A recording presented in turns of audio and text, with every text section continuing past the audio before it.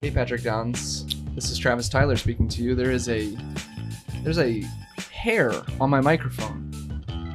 What have you been doing in here? This is literally your facial hair. Sometimes, because we're such good friends, I'll come to the studio late at night and just sit where Travis usually sits just to feel like him, and then I'll do his intros for fun. Sometimes the beard hair comes out. That actually is really sweet. Thanks, man. What are we doing today? Welcome to the Customer Engagement Lab, everybody. I am your host, Travis Tyler. I am here with my Bubblicious co-host, Patrick Downs. The opening clip is a commercial from a company that we're trying to get to come onto the show. They haven't agreed yet, but I sure hope they do. This is going to be the thing that pulls them over the edge. So go ahead and throw those bad boys on. And this is a commercial from Liquid Death. I'm a professional hear it actor, okay? and I'm getting paid to tell you about a revolutionary new product. For years, a bunch of marketing fuckboys have tricked you into thinking that water is just some girly trick for yoga moms. Just look at all the cute brand names and dainty I wasn't little expecting that bottles. first Well, buck. because I got news. Water isn't cute. Water is deadly. It kills innocent surfers and snowboarders and kayakers. Every year, water is responsible for thousands and thousands of deaths. The Wallace goals. Energy drinks only kill like, what, 1 or 2 kids? So please, don't fall for the marketing bullshit. Water is not yoga. Water is liquid death. And that's why this brand needs to exist.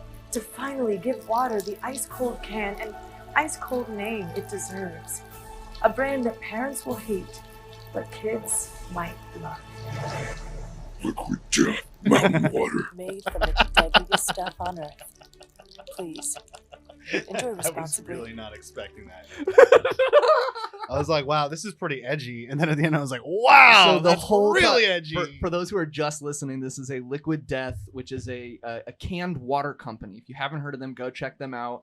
My barber is actually the one that turned me onto them because he was like, "Hey man, are you thirsty?" And he's like, "I've been drinking Liquid Death. You should try some." And I was like, "Okay." And at the end of this whole commercial, there's this woman, the main actress. Like, kudos to her for doing this, like without breaking a smile in this commercial. She's just pouring the can of water, but you don't see where the water is pouring into. It just looks like she's just pointlessly like pouring it down.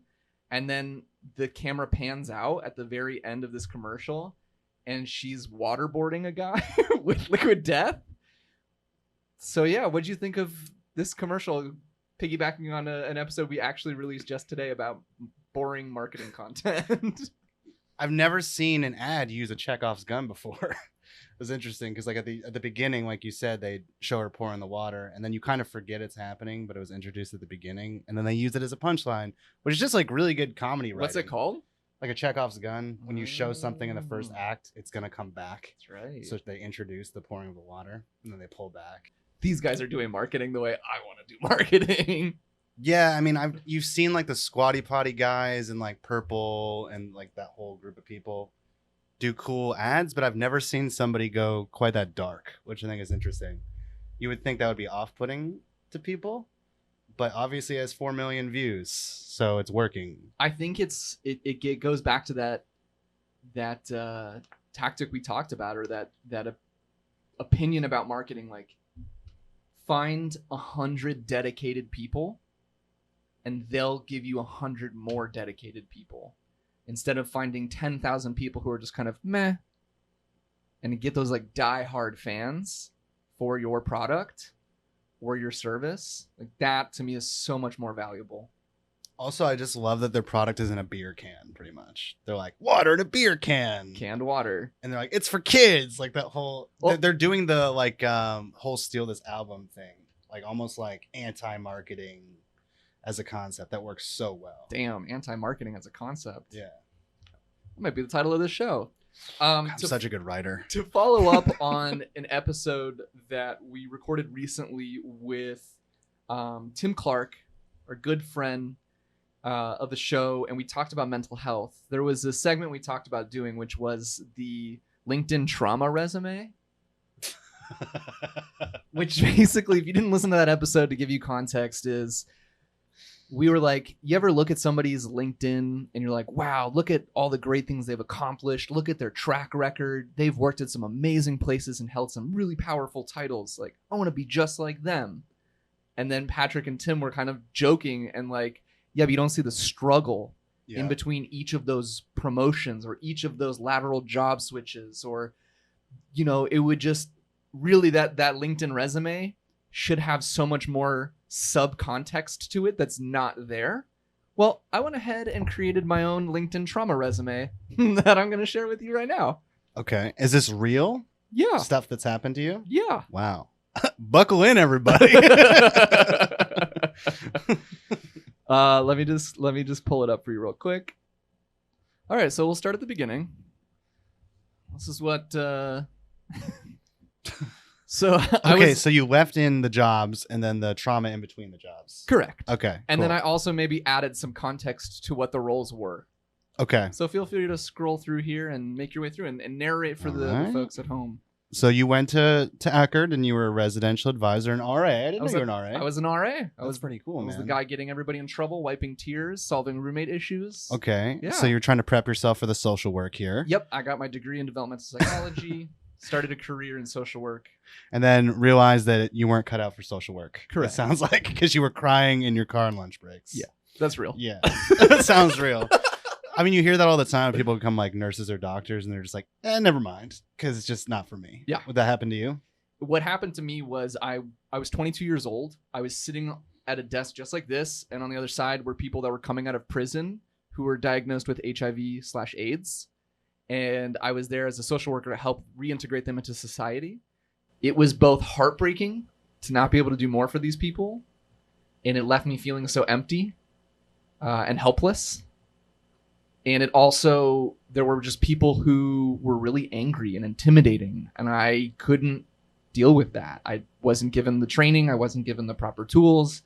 I just wasn't mature enough for it. So yeah, I'd go into my car on lunch breaks and cry. And then my next journey began, my next step. You ran away from heartbreak to Park City, Utah. Did you go to the Sundance Film Festival? I did, man. I was there for, actually, if you look at there, I was there for almost a year, about 9 months or whatever. In addition to crying in my car on lunch breaks, my long-term college sweetheart at the time broke up with me. Thank goodness. And if you're listening to this, yeah, nice. Thanks a lot. Thanks for that. Yeah, so ran away to Park City, Utah, and lived there for a year. Wow. Okay. And then you were admission counselor. Looks like you went back to St. Bay. Pete and then went back to Eckerd. Yeah. Was that like a comfort thing for you? It was definitely a comfort thing. That makes sense. I was excited to go back to Eckerd, something that was stable, that was, you know, defining in my young adulthood. And I did that for about 2 years. Okay, gotcha. So that was when you were in sales, right? Like you were selling admissions to Eckerd. Correct. And that's when a lot of your mental health stuff, I think you said, came up. Yeah, right? so in Utah, I like really built myself back up Mm-hmm. and then got a really fun job. Mm-hmm. And it was fun for about the first year. And then that's when the mental health stuff started to... I was going to say, if nobody's watching this, there's an 11 months after that year, which is almost another year if you know math, like I do. So that was a hard year. Yep. And then that led to this confusing career change in June of 2016. What was this about?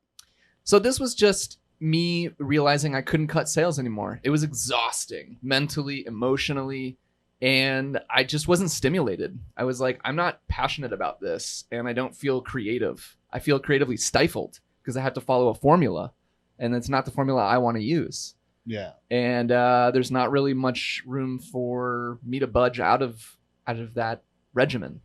Gotcha. And I just got to see like marketing in action at Eckerd, and I was like, oh, that's way more fun for me.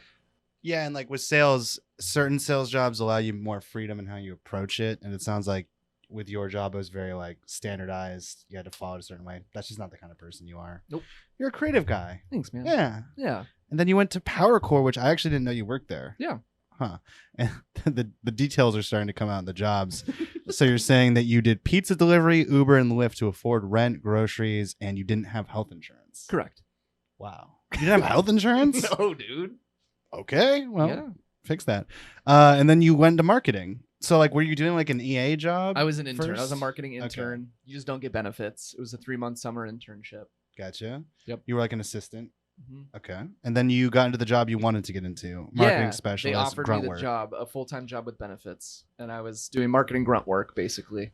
Like for people that aren't in marketing, what is the ground level of marketing when you have to do like the basic stuff? What does that look like? Yeah, I mean, at least at PowerCord, it involved a lot of tasks that other people don't want to do. Mhm. So it could include things like crunching data to prepare slide decks for salespeople. Mhm.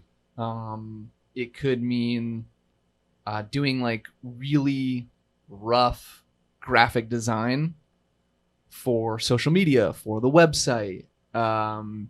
It could mean putting together events when you don't really have a lot of event experience, and like managing vendors for that marketing event.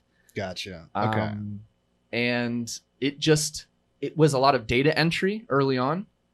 So like taking, at least in PowerCord's case, like taking data about prospects and putting it into marketing materials. Gotcha. So aggregating data that would prove why they might need the PowerCord product. Gotcha. So grunt work, but less stressful than what Grunt you were work, doing before. but much less stressful. Yeah. I left work at work. I did not bring work home with me. I feel like that's a sort of trade-off you have to make, because as somebody that's gone from sales to training and then now going back to sales, I'm back in sales again. I'm like, wow, I missed the stakes a little bit. Like, I'm not the kind of person that can do grunt work. Wait, is it official? Pretty much. Like I'm doing the job currently. Yeah. So this week I've been managing a sales team, getting on calls again. I have a number attached to me. Hot damn! Oh, live on the show. Oh! Fuck yeah, bro! Oh my God, that's really supportive. My man. So supportive. So happy for you. Thank you, man. But like, I'm not the kind of person that can do that. Like, I'm just not wired that way. For me, I feel like I almost need a level of stress, not too much, but like a little bit, where there's stakes. Where like, if I mess up, like something needs to go horribly wrong. If I mess up and nothing happens, why would I even do well? Like, that's how my brain works. Yeah, it feels pointless almost. Yeah. I can totally relate to that. So then you went from that role to a team lead role. And it's funny that it says here that you're passed up for a promotion, but it says you were the team lead. Like, what happened? So I was working at PowerCord at that point for 3 years, and I was on a team of 4, and I had a director of brand who was my boss. She was great. She unexpectedly quit and left me. And she was already remote. So it was me and then like 2 marketing assistants. Wow. And they're like, we're just going to make you the marketing team lead. And I'm like, you can't just make me a fucking marketing manager so I can get paid a little bit more and like help me in my career for like when I leave here. And this is nothing to say about, this was all people that used to work at PowerCord and no longer work there. They were fired a week before I left. Wow. And at that point, it was already too late because I was already pretty exasperated and desperate to leave. And I was already talking to my current boss, Bethany, here at PandaDoc. Wow.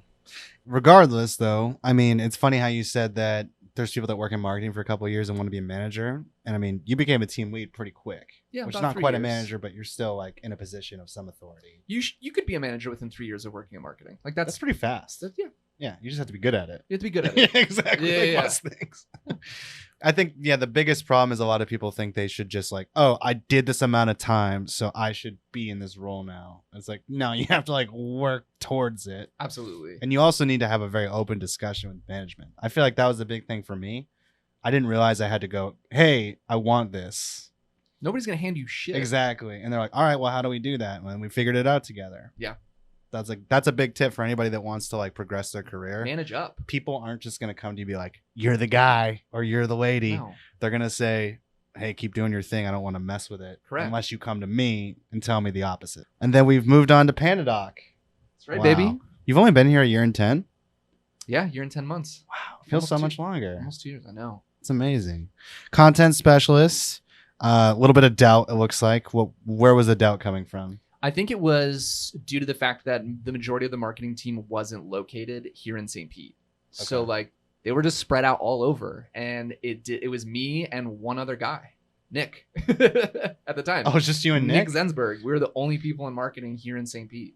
And Nick's just like speaking French to you, and you're just like, what are you doing? He was whispering in my ears, twisting his mustache, He does that a lot. drinking a coffee. Doesn't do any of those things. I don't even think he has a mustache. But yeah, like I was kind of that first like 6 months. I think this is pretty normal for people. They're just wondering, like, was quitting my job a mistake? You know, you're still in transition. You're like, you know, unless you really hit it off right off the gate, amazing. Like, it takes some time to figure out if this was the right move. So that's what I mean when I put that there. Gotcha. And you did that for a long time. Yeah. A year and 9 months. Mm-hmm. When did you feel like it wasn't a mistake? Was it that whole time, or was it like a year in? I would say probably the second or third time I got to meet my boss in person. Like, that really made the difference. Like, Bethany coming down here, hanging out with me in person, like, you know, getting to know her, and then bringing on, you know, some new teammates. So I would say, like, and it also just happens too, like, getting to know the other bosses, like her boss and her bosses, and like just building those relationships. I would say probably 6 months to like 9 months in was where I was like, this was the right move. Hell yeah. Because I also got to see the PandaDoc was like getting its shit together. So it just takes time to like observe everything. And now you're getting paid to do what you love. Fuck. Which is crazy. Yeah. It's Yeah. pretty amazing. Your job is really cool. It's really fun, man. Yeah. I love it, man. I'm really happy to see this. It's interesting because if I were to just look at your resume as a person that wanted to like break into marketing, I might be like, well, that seemed pretty easy. He just went from here to here. There was a job right after the other one. No gaps, really. And then really going through that with you, I think the doubt is mostly what people don't see. Like, you have to take risks every time you make a change. You do. And it's terrifying. And you don't know if it's going to work out. Yeah, because really couldn't. It could go terribly. But you just have to trust yourself. You do. Ready for the next segment? Let's do it. Patrick and I were filming some sketches that we're going to air on our live show in a couple of weeks. And he made an observation about me, which is basically that I am a grown-up, real-life version of Morty Smith from the popular adult animation series Rick and Morty on Adult Swim. If you're not familiar with it, you will be now. Yeah, Patrick just said, like, hey, man, you're like a grown-up Morty Smith. You are. Hey, Patrick.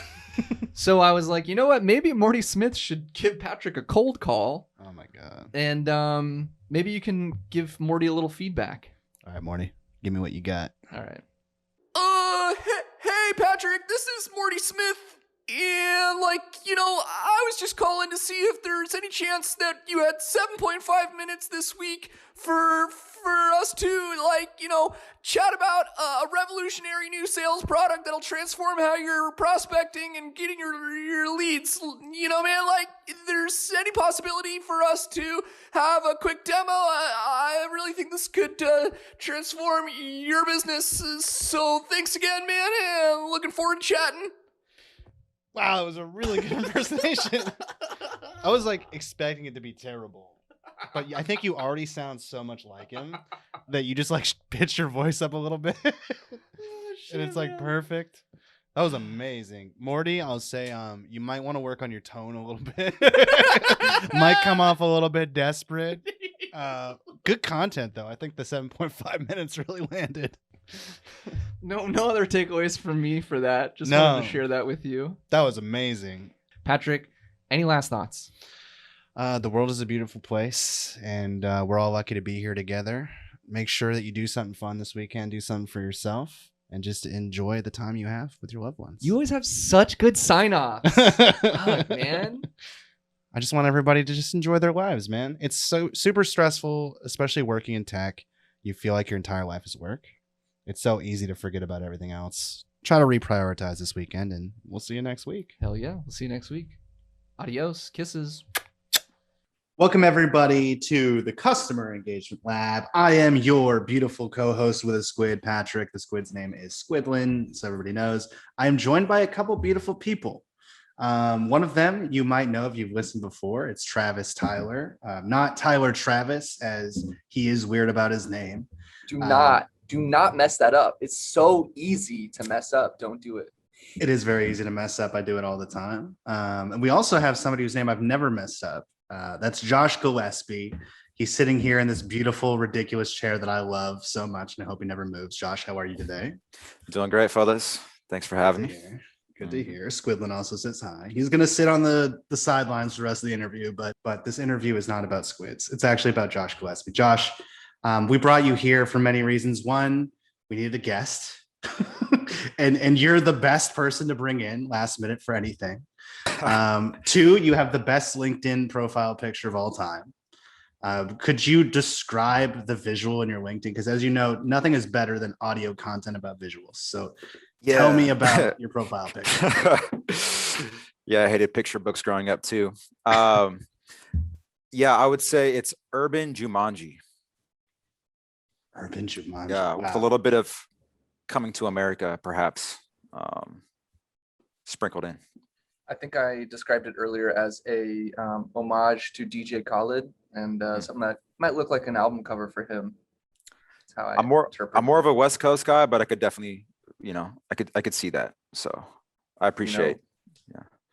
We the best. So that's how it goes. But yeah, it's you surrounded by like every plant you ever purchased, and you've got two dogs and your wife, right? Yeah, the whole family in the living room, which has been Jumanjified by my wife, of course, during the era of COVID, where, we're all locked inside and didn't get to hang out with each other and other living things. Might as well bring some life to our living environment. Josh, what I actually want to talk to you about today was what you've done is pretty extraordinary, I think, in the realm of sales in general, especially in SaaS and like IT and computer stuff. You see that the common thing that happens is somebody joins the company as an SDR, as an AE, and they probably spend a year to 2 years there. They get what they want to get out of it, whether it be training, some short-term income, whatever it is. Then they move to the next place, hopefully trying to get higher income levels. And that's how they either like job hop to get up on the financial ladder, or they do it to get ahead title-wise. Sure. That's not incorrect, you would say. No, in fact, I think that's kind of part of the course, especially in Silicon Valley or in tech in general, where, let's be honest, a lot of startups are burnout jobs on sales. You're working 60 plus hours a week at times. And that's just not conducive to longevity in a single role. And for sure, I think you're highly incentivized typically to kind of skip around, right? Like once you become a great SDR, maybe somewhere else will take a chance on you as an AE. You become a great AE, somewhere else is going to take a chance on you becoming a director and a VP. And I think we all have kind of those standard levels of, I need to make moves. I need to go up the ladder. And certainly if you're going to live somewhere, like the Bay Area, which is extremely expensive, then you always have to kind of keep your earning potential in mind. So I don't blame anyone for going that route. And obviously this is also the land of, 24-hour exploding offers where 1 month, one internet company is super hot, raises $100 million and wants to go land grab talent. That's just the environment we play in. But yeah, for me, I was just kind of after something different. What was that something different for you, Josh? Having been in a startup, environment before PandaDoc, of course, after 2 years, I was also burnt out. And I think when jumping right into a sales role and just focusing singularly on sales is definitely one way to do that. And when I was looking at the next potential move, I really wanted to get on the ground floor of some place that had a product, but no sales team yet. Where could I be the first salesperson that would allow me to rub shoulders with my CTO, with my CEO, to learn more about the business, how to fundraise, building a product or a SaaS product from the ground up works, how to make it scalable. These are things that I think facilitate being a better salesperson because you know more of the core of your business. And it's just more interesting to me besides just selling a product, repeatedly 60 hours a week for a couple of years. Yeah, the change of scenery a little bit internally is helpful. That's something that's helped me at PandaDoc as well, taking on different challenges. Because I feel like most salespeople, what they do is they take on the same challenge at like 7 different businesses. Like they don't even try to get into different sections or try like key account management or move up market. They're just like, I'm going to be in commercial sales at 7 different companies. And then they start to wonder why they're not feeling satisfied. They think that like a new product, a new environment, new colleagues is going to help, but ultimately they're doing kind of the same thing with different window dressing. Do you think that could potentially explain why people job hop so much? Definitely. Yeah. I mean, we get bored, right? Like I think quickly, especially in today's day and age, like we could probably all check our social media notifications on 4 different apps in 5 seconds. So I think a lot of folks feel like maybe either they do or don't have mastery of their current craft, or they just get, interested in the shinier object, which is whatever's behind door, number C. Might be worth a gamble, especially if door number C is kind of showing you the cards and saying, we'll pay you more, we'll incentivize you to make this flip. But for me, it was important getting in early because it allowed me more time to build up my subject matter expertise, to understand the market that I'm playing in, to understand all the various personas that I'd be pitching to and how to craft each one to them. So I just think I was able to go at a slower pace as opposed to, if you take a better job offer, really you're kind of under the gun, right? Like your first quarter, if you jump from a mid-market position at one company to like an enterprise job at another, all of a sudden you have, $5 million quota over your head, and they want to see results quickly because they're investing more in you out the gate. And I think a lot of salespeople for sure get really stressed and fizzle out at the beginning. And, you need to give yourself some time. I love it, man. And this ties nicely into the article I wanted to share with both of you and get your opinions on it. Are you guys familiar with RepView? RepView, yes, I'm familiar. I know the guy that runs it. Cool. I'm not familiar, actually. I saw this on LinkedIn. RepView tagged us in it. And it is basically, I just screenshotted the post and it was like, today we're shining the spotlight on PandaDoc. You're talking about sales org structure, if it's set up for success or not. Patrick, do you mind giving us like a rundown of what RepView to be? Yeah, it's like kind of a more in-depth Glassdoor specifically for salespeople. So it's like, how much do they pay for the role? Who's hitting quota? How many people are hitting quota? Like, what is it like to sell here? Cool. Pretty much. Yes. So I saw this and I don't know, I have no idea how they get their metrics, but I wanted to run it by you guys and just see like, because a lot of people listening to this, I don't want to just make it seem like all the time I'm just like shitting on sales. Like I really hate that. I want to like, after doing it myself and just talking with so many people, I'm always trying to find the silver lining in this industry. And they basically posted a couple of scores here, giving us a 91.91 RepView score with 65.6% of our team hitting quota and 100% verified ratings. Again, I don't know what that means, but it says we measured strong across the board for base salary, incentive comp, training and development, culture and leadership, product, inbound leads, and diversity. Like thoughts, reflections. I'm not looking for you guys to be like, PandaDoc sucks. I don't think that would be the case if like Josh has been here for 7 years. If it was truly that terrible, he could have left by now. But yeah. I think that case study didn't tell me much without, like, I don't know, was there more data or metrics to follow? There are more data metrics, but you have to pay to get those. That's how they get you. I mean, anecdotally, this is, I think, the nicest sales org I've ever worked for, the most fair, the most accommodating, the most well-enabled. And that's not saying we're perfect. I think we could still do a whole lot better, especially for new reps, because there's a lot to learn in our space. And as we've moved up market, it's gotten more complex, the selling cycles. So it seems good. But yeah, my first thought was like 65% seems like maybe 2 out of 3 people like responded to this or something. So yeah, it's hard to know without further data how accurate that is, or who's our leak, by the way. Yeah, I'm gonna have to ask for some marketing budget to go purchase a RepView trial or something and be like, let me dig into this and figure out what's going on. Does it align well with our Glassdoor? Should we pull that up too, or is that for another?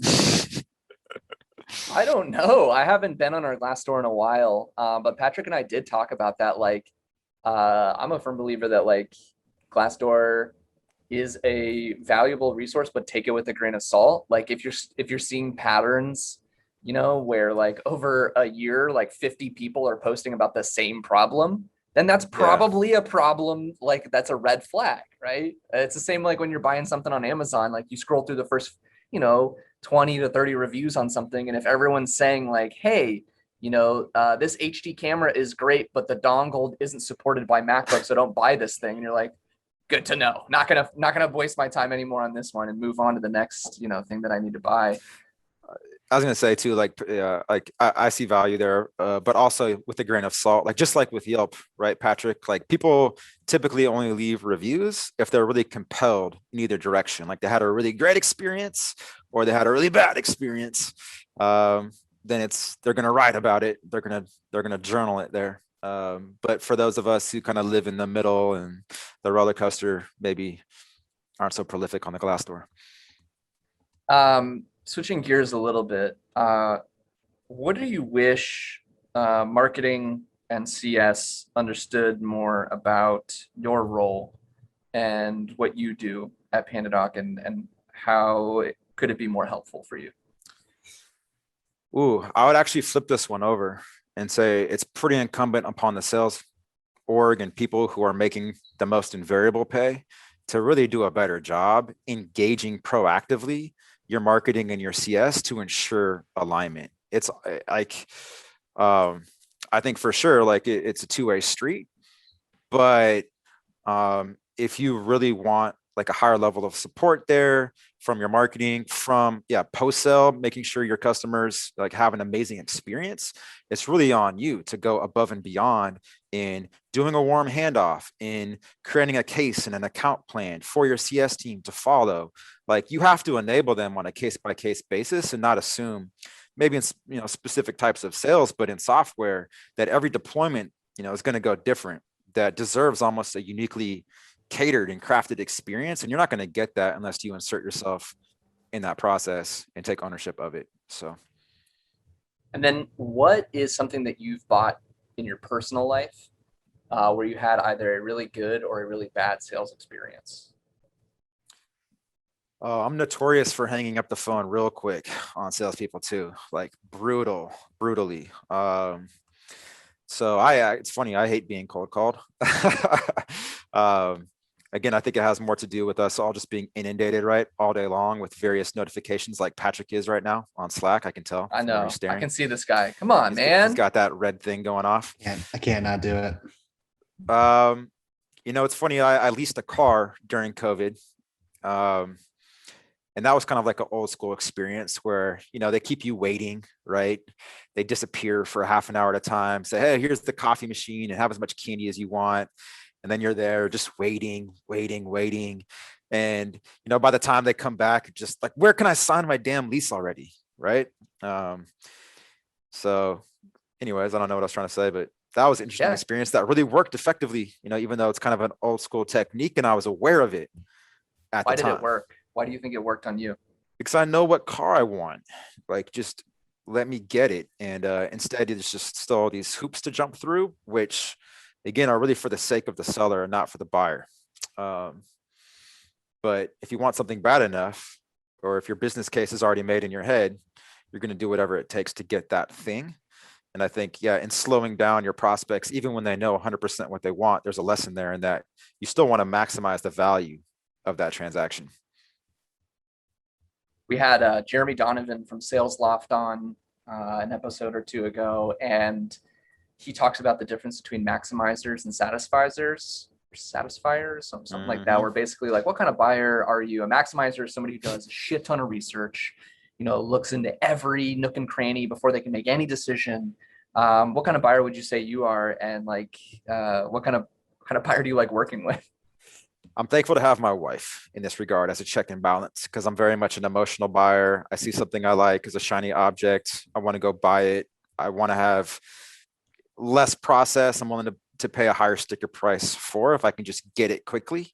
And so having a significant other that knows how to check me in that regard, make sure we do research, end up with actually the best possible option at the best possible value is definitely worth slowing down for on the buyer side. And so, it takes two to tango for us as a family. And then I'm surprised that you didn't go the Carvana route. Have you dabbled in Carvana with car shopping? It comes up on Google when you see. For me, yeah, it's interesting. I don't know, whatever it is, just buying a car out of a vending machine just seemed a little weird. So maybe I'm a little old school in that regard.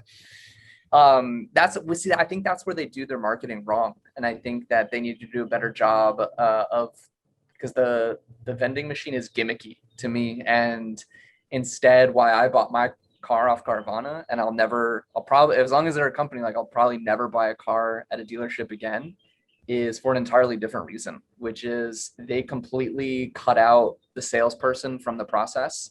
I was buying a car from a CS person. There was no selling. There is no negotiating.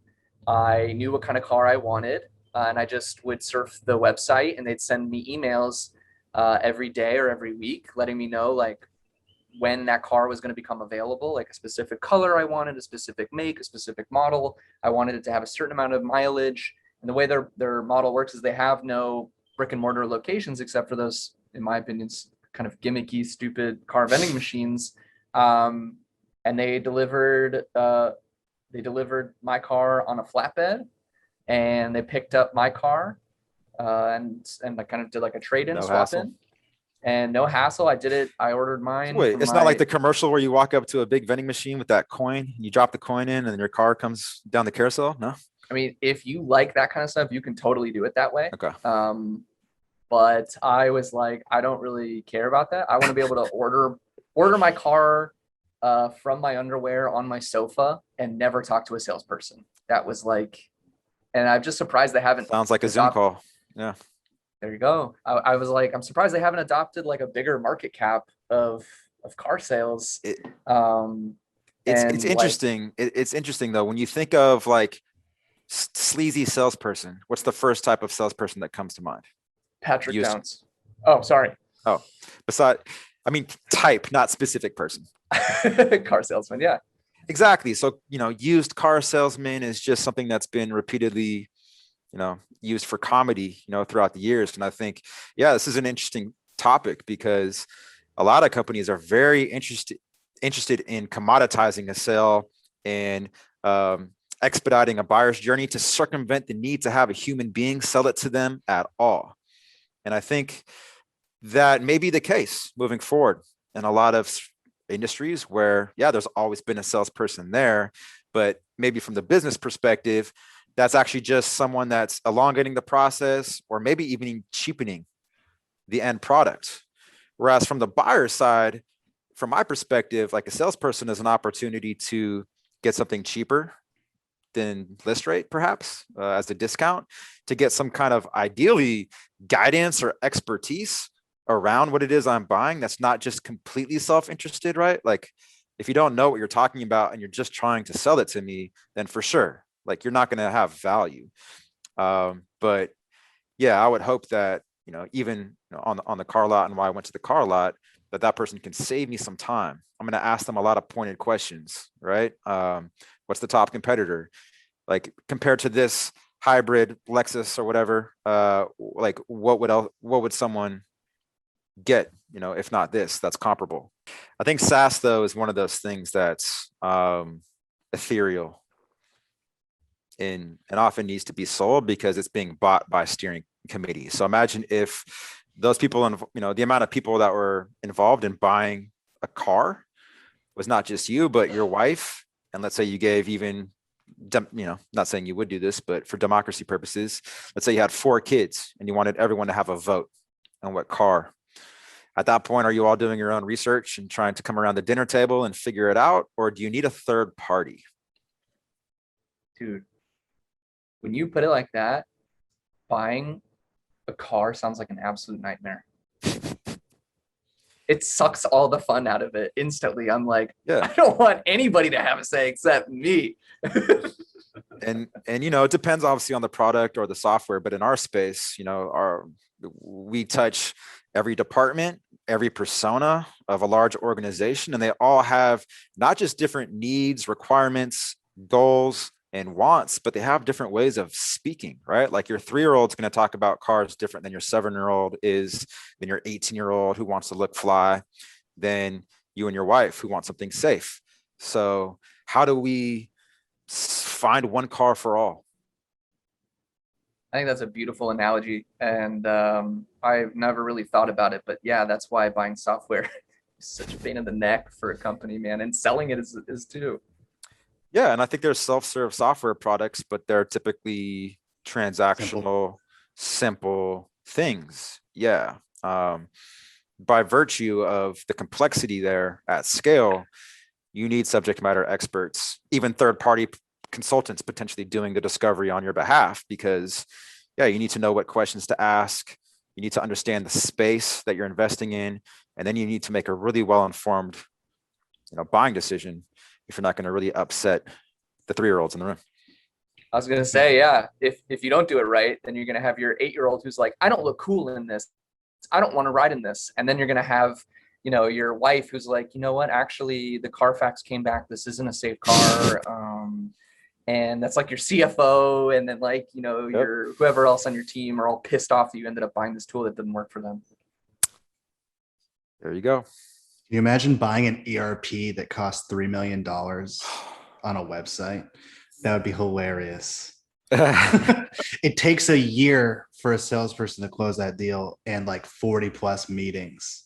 Can you imagine that happening just internally? Nobody would ever buy it, because there wouldn't be enough push to actually get it done. I think that's something people also don't think about, is sometimes people talk to salespeople because they want the push. They want someone to be like, hey, there's always downsides to stuff. Just do it. Like I personally talk to salespeople because I need someone to do that for me, because I have a hard time spending my money. So if I go to a car place, I want them to be like, dude, just do it. Like we checked off all the boxes. You're going to like the car, just buy it. And then I'll like it. Yeah. It reminds me too, when Josh was saying earlier, he's like, oh, I don't like getting cold called. Patrick and I talked about that last time. It's like, yeah, I don't like eating my vegetables or exercising, but I have to do that shit. And I kind of sometimes need somebody to help me do that stuff, right? Like I'm more willing to eat my salad if somebody else made it for me, because I don't want to do that. Or like I'm more willing to go to like an Orange Theory fitness class because I got some like super yoked dude yelling at me to go do some more rows on the machine. So yeah, like I don't like getting cold calls either, but it's kind of I need it to buy stuff sometimes. Yep. All right, gentlemen. Anything else you want to wrap up with? Any final thoughts? Josh, how can we help you, my man? What can we do for you? How can people find you, and what can we support? You can find me on the gram. No, just kidding. I'm private. I'm on LinkedIn. I'm the OG, so I've been at PandaDoc for 7 years. You can definitely find me there. Otherwise, yeah, keep a low profile, or I try to, and yeah, stay busy, my friends. We're in sales, right? So keep working. I love it. Patrick, you want to sign us off? I would love to. It's rare to get to be able to do what we do, and I just want to say thank you guys. Like a lot of people, are struggling day to day, and like dedicate to that to you people out there that aren't able to sit in a room and just talk about sales. Like to me, it's always been my dream to do stuff like this. I wanted to run a YouTube channel when I was a kid. So like, this is so incredible that we get to be here together, especially having someone like Josh, who's one of my very best friends, and Travis is one of my very best friends. So find a way to like do something like this today, even if it's not for your job. Call a friend, do something you enjoy, take a walk, be easy on yourself. It's hard out there. And yeah, sell more revenue. This is the Customer Engagement Lab, everybody. Thank you for listening. Patrick and Travis, as always, and Squidlin says goodbye. Hope everybody has a wonderful day. Thanks for hanging out with us today on the Customer Engagement Lab. For more of Travis and Patrick's chaotic energy, subscribe to the show in your favorite podcast player. If you're listening on Apple Podcasts, you would make our hearts smile if you left a super quick rating of the show. Just tap the number of stars you think the show deserves. It'll take you 2 seconds, I promise. Until next time.